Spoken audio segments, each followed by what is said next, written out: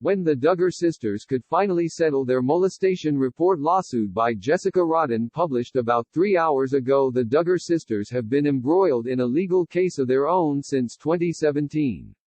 While Josh Duggar's child pornography trial and conviction really dominated the news over the last several months, there's actually been another Duggar case that's been in the works since 2017.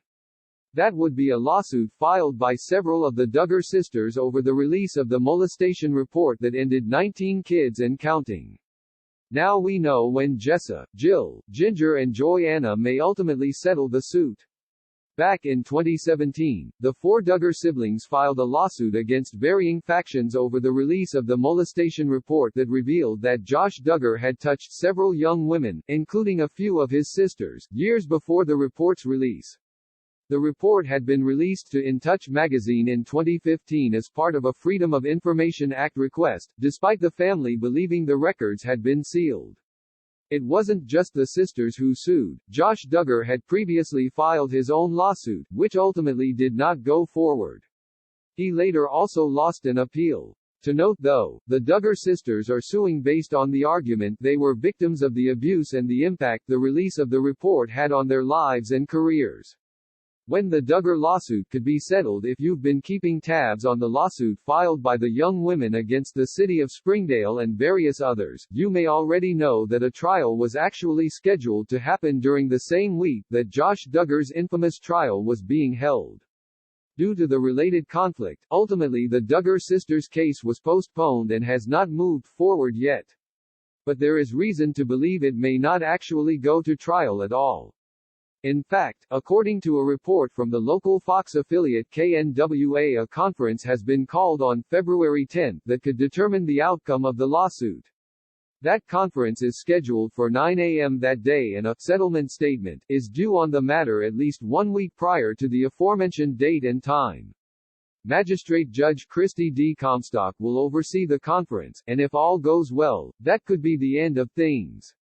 So, what happens if no settlement occurs in the lawsuit related to the child molestation report?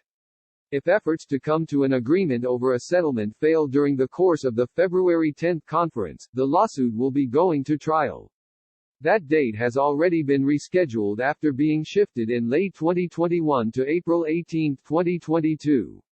There's a separate due date on April 4, 2022 in which exhibit lists and final witnesses would be due. The 4 Duggar sisters were originally suing a longer list of defendants, but 6 of the defendants on the initial suit were previously removed.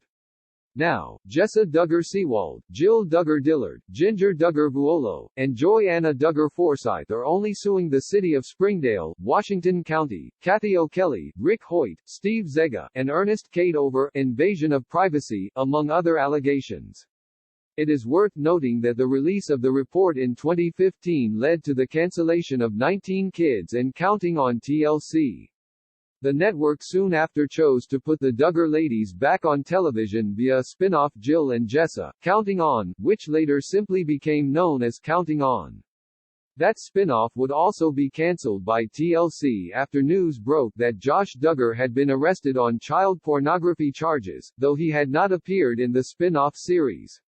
Josh Duggar was found guilty on both counts of receiving and possessing child pornography, though his sentencing is not expected to come down until at least April of this year, which is around the time this other trial could be getting into full swing. That is, if it makes it past the settlement portion, of course. We'll be sure to keep you updated as the specifics of the suit play out.